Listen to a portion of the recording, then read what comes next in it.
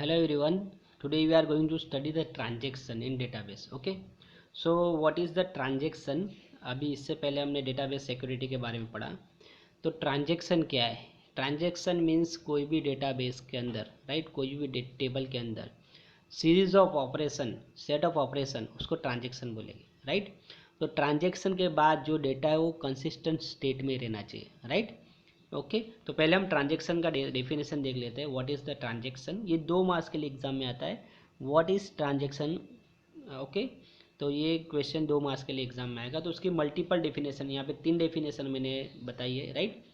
तो कोई भी डेफिनेशन आप, कोई भी एक डेफिनेशन आप लिख सकते हैं. तो इसका कंसेप्ट ये, it is a series of operation performed as a single logical unit of work, right. Series of operation, यहाँ पे बहुत सारे ऑपरेशंस हो गए, राइट. वो सिंगल लॉजिकल यूनिट में हो गए. जैसे कि डेटाबेस में डेटा को डेब्यूट करना है या डेटा को क्रेडिट करना है, तो वहाँ पे मल्टीपल चीज़ें होगी जो मैं आपको आगे समझाता हूँ, राइट. पहले डेफिनेशन देखते हैं. और database transaction is an atomic unit of work. Atomic इसीलिए बोला क्योंकि ये एक्टिव सेट है, राइट, जो एक्टिव होना चाहिए database, right. That may consist of one और मोर रिलेटेड एसक्यूएल स्टेटमेंट, या मल्टीपल एसक्यूएल स्टेटमेंट हो गए, right. A transaction is a set of logical related operations. It contains a group of task, multiple task. Task यानी multiple commands. यहाँ पे task यानी हम command लेंगे, right. A transaction is an action or series of actions. It is performed by a single user to perform operations for accessing the content of the database, right. तो transaction में क्या है कि series of action है operation से और command से, right. For example अब यहाँ पे हम इसको पूरा देखते हैं. Suppose an employee of bank transfer Rs 800 from X account to Y accounts, right. अब जो कैशियर है, जो बैंक का जो एम्प्लॉई है, उसने क्या किया, या फिर हम खुद करते हैं, गूगल पे यूज़ करते हैं या फिर फ़ोन पे, पेटीएम वगैरह यूज़ करके हमको सामने वाले के अकाउंट में पेटीएम में या गूगल पे या फ़ोन पे पैसे ट्रांसफ़र करने हैं, मनी ट्रांसफ़र करनी है, राइट. 800 का एग्जांपल लिया यहाँ पे, राइट. तो मैंने क्या किया, मैंने ट्रांजेक्शन को इनिशिएट किया. तो मेरा जो ब्लॉक है वो एक यूनिट ऑफ ऑपरेशन हो जाएगा कि मैंने यूज़र को सिलेक्ट किया, फ़ोन नंबर सिलेक्ट किया, या उसका जो यूपीआई जो आईडी है, यूपीआई आईडी, वो मैंने सिलेक्ट किया. देन मैंने अमाउंट डाला. अमाउंट डालने के बाद मैंने सेंड किया, राइट. उसके बाद मैंने पासवर्ड डाल दिया. तो यहाँ पे ऑपरेशन क्या हुआ, यहाँ पे मेरा जो ऑपरेशन हुआ कि मेरे अकाउंट में से 800 रुपीज़ डिडक्ट हो गए, कम हो गए, राइट. तो यहाँ पे क्या होगा, सिलेक्ट कमांड यूज़ करके मेरे अकाउंट टोटल अकाउंट अमाउंट है उसमें से -800 हो गए और डेटाबेस में वो कमिट हो गया, राइट. और यहाँ पे मेरा अमाउंट चला गया, राइट. अब सामने वाले के अमाउंट में वो 800 प्लस हो गए. सिलेक्ट उसके total amount plus 800 from table name, तो उसके जो अकाउंट में वो प्लस हो गए. तो ये ट्रांजेक्शन पूरा हो गया. तो इसके बीच में क्या हुआ, यहाँ पे माइनस हुआ और वहाँ पे प्लस हुआ. ओके. ये सीरीज ऑफ ऑपरेशन है, यहाँ पे माइनस और प्लस, मल्टीपल ऑपरेशन यहाँ पे होता है. उसके बाद कमिट होना कंपलसरी है, राइट. तो हमको डेटाबेस की सिक्योरिटी कब प्रोवाइड करनी है, जब डेटा हमारे अकाउंट से अमाउंट हमारे अकाउंट से डिडक्ट हो रहा है, डेबिट हो रहा है, और वहाँ पे क्रेडिट हो रहा है. उसके बीच में अगर कुछ फेल्यूर हो गया, सिस्टम फेल्यूर हो गया, लॉजिकल फेल्यूर हो गया, एप्लीकेशन प्रोग्राम का प्रॉब्लम हो गया, तो वहाँ पे हमको रिकवरी करना पड़ेगा. और रिकवरी की 2 टेक्निक है. एक तो हम क्या करेंगे, रोल बैक करेंगे या रोल आउट करेंगे, राइट. रोल बैक यानी क्या करेंगे, अगर हमारा अमाउंट डिडक्ट हो गया तो वहाँ पे ट्रांजेक्शन आईडी क्रिएट होता है. आपने अगर गूगल पे और ऐसे आपने यूज़ किए होंगे, राइट, पेमेंट सिस्टम, तो वहाँ पे आपने कई बार देखो ट्रांजेक्शन फेल हो जाता है, राइट. और हमारा अमाउंट डिडक्ट हो जाता है. तो बैंक से हमको एसएमएस आता है कि तुम्हारा अमाउंट 2-3 दिन में क्या हो जाएगा, वापस आपके अकाउंट में क्रेडिट हो जाएगा, ऐसा भी मैसेज आता है, राइट. तो क्या करते हैं, ट्रांजेक्शन आईडी से वो लोग ट्रैक करते हैं कि सामने वाले के अकाउंट में पैसा क्रेडिट हुआ है या नहीं हुआ है. अगर नहीं हुआ है तो वो हमारे अकाउंट में वापस आ जाएगा, तो उसको हम बोलेंगे रोल बैक. रोल बैक में क्या होगा कि हम जो ट्रांजेक्शन कैंसिल हो जाएगा और हमारे अकाउंट में क्या हो जाएगा, डेटा जो अमाउंट है वो हमारा क्रेडिट हो जाएगा. ये रोल बैक में ऐसा होगा, ओके. और दूसरा है रोल फॉरवर्ड। सेकंड थिंग है रिकवरी का रोल फॉरवर्ड। रोल फॉरवर्ड में क्या होगा कि हमारे अकाउंट से डेटा अगर चला गया है, डिडक्ट हो गया है, डेबिट हो गया है, 800 मेरे अकाउंट से डेबिट हो गया है, मैं सामने क्रेडिट नहीं हुआ, तो बैंक क्या करेगी, वो ट्रांजेक्शन आईडी से वो जो डेटा है वो सामने वाले के अकाउंट में क्रेडिट कर देगी, राइट। अगर सिस्टम फेल्यूर होता है, लॉजिकल एरर क्रिएट होता है तो, राइट। तो ये रोल फॉरवर्ड होता है, राइट। तो मोस्टली सारी बैंक्स और सारे जो पेमेंट सिस्टम है वो रोल बैक को यूज़ करती है, रोल फॉरवर्ड को यूज़ नहीं करते। मोस्ट ऑफ टाइम पे रोल बैक ही यूज़ होता है। रोल बैक में क्या होता है कि अगर मैंने ट्रांजेक्शन दिया और कुछ सिस्टम या नेटवर्क का प्रॉब्लम आया और हम मेरे अकाउंट से डेटा अमाउंट डेबिट हो गया, तो फिर से मेरे अकाउंट में वो क्रेडिट हो जाएगा, राइट। मेरे अकाउंट में वो फिर से प्लस में हो जाएगा, राइट। और सामने वाले के पास वो नहीं जाएगा। अगर मेरे को फिर से ट्रांसफ़र करना है तो मैं नया ट्रांजेक्शन ओपन करूँगा, ओके। वो ट्रांजेक्शन फेल्ड हो गया, अब ट्रांजेक्शन स्टेट होती है, राइट। वो हम आगे देखेंगे इसके बाद। तो ये प्रैक्टिकली चीज़ है जो हम लोग यूज़ करते हैं। और पूरा सिस्टम है ना डेटाबेस मैनेजमेंट सिस्टम पे होता है। जो भी बैंकिंग सिस्टम है या फिर कोई भी ई कॉमर्स की वेबसाइट है या शॉपिंग वेबसाइट है या कोई भी वेबसाइट है, राइट, वो सारी की सारी ट्रांजेक्शन डेटाबेस में यूज होती है। जैसे कि हम एडमिशन के टाइम पे या रजिस्ट्रेशन के पास में टाइम पे जो फ़ी पे करते उसके पीछे भी डेटाबेस होता है, राइट। तो डेटाबेस का स्कोप बहुत ही बड़ा है, बहुत ही बड़ा डोमेन है, राइट। तो यहाँ पे आपको समझ में आ गया रिकवरी के दो टाइप है, एक रोल बैक और एक रोल फॉरवर्ड। रोल बैक में क्या होगा, जो पर्सन है सेंडर है उसमें अमाउंट क्रेडिट हो जाएगा अगर ट्रांजेक्शन फेल हुआ है तो। और रोल फॉरवर्ड में जो सामने वाला पर्सन है जिसके अंदर जिसको अमाउंट ट्रांसफ़र करना है वहाँ पे अमाउंट ट्रांसफ़र हो जाएगा। और ज़्यादा करके रोल बैक का ज़्यादा यूज़ होता है, ओके। अब ट्रांजेक्शन के स्टेट है, राइट। अब ये बहुत ही इंपॉर्टेंट है, राइट। अब ट्रांजेक्शन कैसे स्टार्ट, जैसे कि हम अमाउंट ट्रांसफ़र करते हैं तो हमारा जो ट्रांजेक्शन है वो एक्टिव स्टेट में होगा, राइट। कभी कभी 2 से 3 घंटे भी रखते हैं सामने वाले के अकाउंट में पैसे जाने के लिए। एनईएफटी करते हैं उसमें बहुत ज़्यादा टाइम लगता है, यानी 1-2 घंटे भी लग जाते हैं एनईएफटी करने में, राइट। तो ये 5 स्टेट है, राइट, ट्रांजेक्शन की। Active, partially committed, right, committed, failed and aborted, right. तो एक्टिव से डायरेक्टली फेल्ड स्टेट पे जा सकता है, ओके, प्रॉब्लम हुआ तो। और एक्टिव से पार्शियली कमिटेड स्टेट में भी जा सकता है, यानी आधा ट्रांजेक्शन हो गया। और पार्शियली कमिटेड से अगर कुछ प्रॉब्लम नहीं होता है तो ट्रांजेक्शन कमिटेड यानी ट्रांजेक्शन कंप्लीट हो गया, राइट। अगर पार्शियल कमिटेड यानी हमारे तरफ से ट्रांजेक्शन हो गया, हमारे सामने वाले में क्रेडिट नहीं हुआ तो, और उसके बाद अगर कुछ प्रॉब्लम होता है तो फिर से जो पार्शियली कमिटेड से ट्रांजेक्शन फेल्ड स्टेट में जाता है। और फेल्ड स्टेट में जाने के बाद ट्रांजेक्शन अबॉर्टेड यानी ट्रांजेक्शन को क्या अबॉर्ट कर देना है, यानी निकाल देना है, कैंसिल कर देना है, राइट। तो उसको वन बाय वन देखते हैं हम। एक्टिव स्टेट में क्या होता है, it is the initial state of transaction, starting state है। हमने यूज़र को फाइंड आउट कर लिया, उसके बाद हमने उसको अमाउंट डाल दिया और सेंड कर दिया तो ट्रांजेक्शन स्टार्ट हो गया। और हमने पासवर्ड डाल दिया तो ट्रांजेक्शन स्टार्ट हो गया। ये मैं पेमेंट गेटवे की बात कर रहा हूँ, right. Execution of transaction start is an active state, starting हो गया, right. Transaction remains in active state till the execution is in process. जब तक ट्रांजेक्शन फेल्ड नहीं होता या फिर अबॉर्ट नहीं होता और या कमिट नहीं होता तब तक ट्रांजेक्शन एक्टिव स्टेट में ही रहेगा, राइट। पार्शियली कमिटेड, अब देखो यहाँ पे दूसरा क्या था, पार्शियली कमिटेड। एक्टिव स्टेट हो गया, पार्शियली कमिटेड। अब इसमें क्या होगा, when a last operation of a transaction is executed it goes to a partially committed state। partial यानी half of your transaction, यानी आधा ट्रांजेक्शन हो गया है। here there is a possibility that the transaction may be aborted or else it goes to committed state। तो यहाँ पे क्या होगा, पार्शली कमिटेड में क्या होगा कि ट्रांजेक्शन या तो कमिट हो जाएगा, राइट, और या तो ट्रांजेक्शन क्या हो जाएगा, फेल्ड हो जाएगा, राइट। ये दोनों चीज़ें यहाँ पे, अगर सब कुछ बराबर चला तो ट्रांजेक्शन कमिटेड हो जाएगा, राइट, ओके, और ट्रांजेक्शन फिनिश हो जाएगा।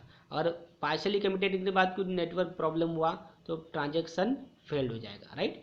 तो यहाँ पे एक्टिव स्टेट से भी पार्शली कमिटेड पे जा सकता है और फेल्ड पे भी जा सकता है। और पार्शली कमिटेड से ट्रांजेक्शन कमिटेड स्टेट पे जाएगा या तो फिर फेल्ड स्टेट में जाएगा, राइट। उसके बाद हम देखेंगे तीसरा, failed. A transaction goes to failed state if it is determined that it can no longer proceed with its normal execution, यानी कुछ प्रॉब्लम हो गया राइट, और ज़्यादा टाइम हो गया, टाइम आउट हो गया राइट। तो ट्रांजेक्शन का टाइम आउट, जैसे कि आप बैंक एटीएम में बहुत बार होता है कि टाइम आउट हो जाता है, जब पैसे नहीं आते, जब प्रोसेस स्लो होता है, सर्वर स्लो होता है, तो वहाँ पे टाइम आउट का जो एरर आता है राइट। टाइम आउट हो गया तो ट्रांजेक्शन फेल हो गया, उसके बाद हमको क्या करना है, नया ट्रांजेक्शन स्टार्ट करना है राइट, अगर हमको अमाउंट ट्रांसफ़र करना है तो। और एक बार फेल्ड हो गया तो ट्रांजेक्शन अबॉर्टेड स्टेट में जाते हैं राइट। तो यहाँ पे ये ट्रांजेक्शन डायग्राम फेल्ड स्टेट में हो गया, उसके बाद aborted. A failed transaction when rollback is in an aborted state, okay. तो रोल बैक कर सकते हैं राइट। मैंने आपको बताया कि पार्शियली कमिटेड के बाद अगर अमाउंट ट्रांसफ़र हो गया है, पार्शियली कमिटेड के बाद अगर अमाउंट डेबिट हो गया है ओके सेंडर में से, तो यहाँ पे फेल्ड स्टेट में रोल बैक के बाद वो फेल्ड स्टेट में चला जाएगा। रोल बैक यानी क्या, उसका अमाउंट वापस सेंडर के अंदर अमाउंट में क्रेडिट हो जाएगा, उसके बाद ट्रांजेक्शन फेल स्टेट में चला जाएगा राइट। ओके, तो उसका अमाउंट भी सेफ रहेगा। अगर उसके रोल बैक से पहले चला गया तो अमाउंट चला गया। फिर in this state system is two option, restart the transaction, यानी ट्रांजेक्शन को फिर से रिस्टार्ट करो या ट्रांजेक्शन को अबॉर्ट कर दो राइट। और started transaction is considered to be new transaction which may recover from possible failure, okay, and kill the transaction can be killed to recover from failure। तो ट्रांजेक्शन रिस्टार्ट करो या transaction को abort कर दो। और finally committed state, a transaction when successfully completed comes to this state, a transaction is said to be terminated if it's neither committed or aborted, okay. तो यहाँ पे हम ये डायग्राम पे से ही देख लेते हैं राइट। तो यहाँ पे क्या है, पार्शली कमिटेड, सब कुछ बराबर चला तो कमिटेड स्टेट, अगर यहाँ पे कुछ प्रॉब्लम आया है तो फेल्ड स्टेट, और फेल्ड स्टेट के बाद डायरेक्टली रोल बैक करने के बाद ट्रांजेक्शन टर्मिनेट हो जाएगा राइट, अबॉर्ट। ओके, अबॉर्ट के बाद भी ट्रांजेक्शन टर्मिनेट होगा और कमिट के बाद भी ट्रांजेक्शन क्या होगा, टर्मिनेट होगा राइट। अगर कमिटेड हुआ तो ट्रांजेक्शन सक्सेसफुली टर्मिनेटेड, और यहाँ पे अगर ट्रांजेक्शन में कुछ प्रॉब्लम आया, अबॉर्ट हुआ तो अनसक्सेसफुली टर्मिनेटेड। तो ये दो चीज़ें, 5 स्टेट है इसके मेन, ओके। एक्टिव से पार्शियली कमिटेड एंड फेल्ड, ये दो चीज़ आएगी एक्टिव से। और पार्शियली कमिटेड से या तो फेल्ड होगा या तो कमिटेड होगा, कमिटेड हो गया तो सक्सेसफुली टर्मिनेट होगा, और यहाँ पे फेल्ड के बाद अबॉर्टेड हो गया तो अनसक्सेसफुली टर्मिनेटेड होगा राइट। ये बहुत ही आईएमपी क्वेश्चन है, ओके, एग्जाम में बहुत बार आया है राइट। अब इसके बाद हमको देखनी है ट्रांजेक्शन की प्रॉपर्टीज़ राइट, एकदम इजी डायग्राम है राइट। ट्रांजेक्शन की प्रॉपर्टी का नाम है acid properties of transaction. Interview के लिए आप जाएंगे तो ये प्रॉपर्टी शायद ही कभी नहीं पूछी जाए right. What is acid properties of transaction right. तो ACID एसिड, बहुत इजी याद करने के लिए भी राइट, एसिड। अब इसके जो फुल फॉर्म हम देख लेते हैं। A for atomicity, atomicity means all और नथिंग ट्रांजेक्शन, यानी ट्रांजेक्शन पूरी तरह से सक्सेसफुल होना चाहिए या फिर पूरी तरह से अनसक्सेसफुल होना चाहिए राइट। यानी पर्सन ए और बी अगर है, वो दोनों के बीच में ट्रांजेक्शन चल रहा है, तो इधर से अमाउंट डेबिट होना चाहिए और उधर अमाउंट क्रेडिट होना चाहिए। 100% ऐसा ही होना चाहिए। ऐसा नहीं होना चाहिए कि पर्सन ए के अंदर अमाउंट डेबिट हो गया और बी में क्रेडिट नहीं हुआ, या फिर बी में क्रेडिट हुआ मगर ए से डेबिट नहीं हुआ। तो या क्या पूरी तरह से 100% सक्सेसफुल या 100% अनसक्सेसफुल। अनसक्सेसफुल कब होगा, जब पार्शियल स्टेट के अंदर कोई नेटवर्क प्रॉब्लम हो गया तो ट्रांजेक्शन क्या होगा, अनसक्सेसफुल होगा। तो वहाँ पे हम दो चीज़ कर सकते हैं रिकवरी के लिए, एक तो रोल बैक कर सकते हैं और एक रोल फॉरवर्ड कर सकते हैं, दो चीज़ कर सकते हैं right. Consistency means guarantees the committed transaction state. यहाँ पे हमको क्या करना है कि जो रूल्स है हमारे, वो कंस्ट्रेन है हमारे, वो फुलफिल होने चाहिए राइट। तो स्टैंडर्ड रूल्स एंड रेगुलेशंस जो हमारे क्या होना चाहिए, जो हमने जो डिफाइन किए हैं तो वो होने चाहिए कंसिस्टेंट स्टेट राइट। कंसिस्टेंसी के अंदर जो हमारे इंटीग्रिटी रूल्स है वो हमारे फुलफिल होने चाहिए राइट। उसके बाद है आइसोलेशन। तो ये एटोमिसिटी में क्या, all and non guarantees committed transaction state, यानी ट्रांजेक्शन गारंटी होनी चाहिए कि after transaction, okay, database should be in consistent state. Database में कोई भी प्रॉब्लम नहीं होना चाहिए, कोई भी इंटीग्रिटी कंस्ट्रेंट वायलेट नहीं होना चाहिए, और डेटाबेस क्या ट्रांजेक्शन 100% सक्सेसफुली एग्जीक्यूट होना चाहिए, राइट। तो कंसिस्टेंसी के डेटाबेस के बाद ट्रांजेक्शन के बाद डेटा कंसिस्टेंट स्टेट में होना चाहिए, ओके।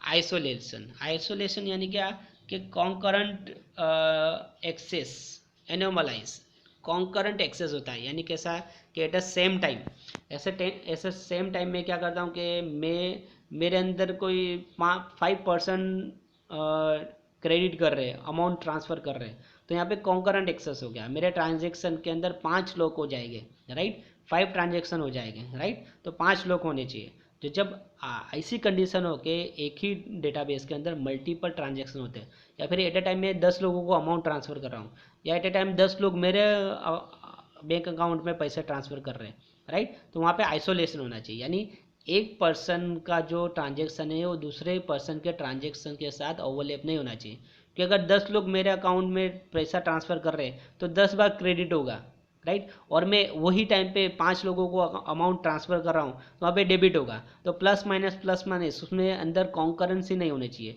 हर ट्रांजेक्शन इंडिविजुअली क्या होना चाहिए, एग्जीक्यूट होना चाहिए, ट्रांजेक्शन ओवरलैप नहीं होना चाहिए, राइट, और लॉक के हिसाब से काम करना चाहिए, ओके। तो यहाँ पे डेटा क्या होना चाहिए, अगर कॉन्करेंसी एक्सेस है तो ट्रांजेक्शन के हर ट्रांजेक्शन के बीच में आइसोलेशन होना चाहिए, ओके।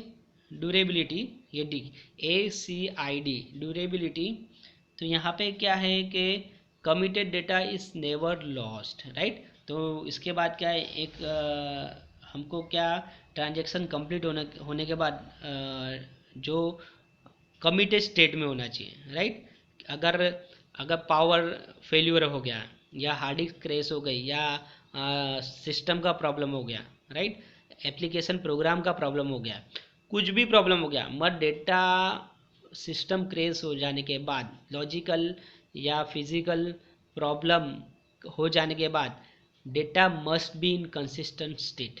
अगर कुछ भी प्रॉब्लम होता है, सिस्टम फेल्यूर होता है, फिर भी डेटा क्या है, कंसिस्टेंट स्टेट में होना चाहिए, ट्रांजेक्शन 100% सक्सेसफुली कमिट होना चाहिए, राइट। अगर पावर चला गया, मैंने ट्रांसफ़र किया और पावर चला गया, लाइट चली गई, या हार्ड डिस्क मेरा जो रैम वो ओवरलोड हो गया, सर्वर डाउन हो गया, तो मेरा जो ट्रांजेक्शन चालू है वो 100% क्या होना चाहिए, कमिटेड स्टेट में होना चाहिए, तो ये ड्यूरेबिलिटी, ओके। तो यहाँ पे 4 प्रॉपर्टी है, ये एग्जाम में पूछी जाती है, चारों property, right, atomicity, consistency, isolation and durability, ये चारों एक दूसरे से इंटर रिलेटेड है, अगर देखेंगे तो चारों के मीनिंग एक ही होते हैं, right. Transaction must be successfully completed and database must be in consistent state, बस ये 2 चीज़ों पे इसको, ये पूरे 4 प्रॉपर्टी 2 चीज़ों पे काम करती है, राइट। तो ये प्रॉपर्टी जो है एग्ज़ाम में आती है, इसमें ये जो हमारा लेक्चर है इसके अंदर दोनों क्वेश्चन मोस्ट IMP है, एक तो ट्रांजेक्शन स्टेट डायग्राम और दूसरा ट्रांजेक्शन प्रॉपर्टीज़, राइट।